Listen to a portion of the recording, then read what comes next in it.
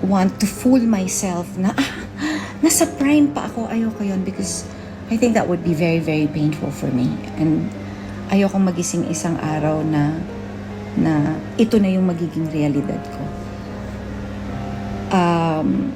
Okay na yung aware ako where I am in the industry. I think it's very healthy.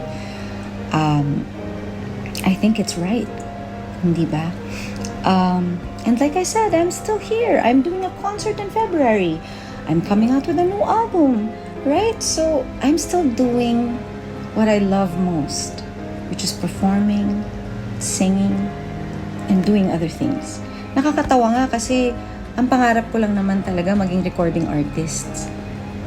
Hindi ko akalain na magiging concert artist ako.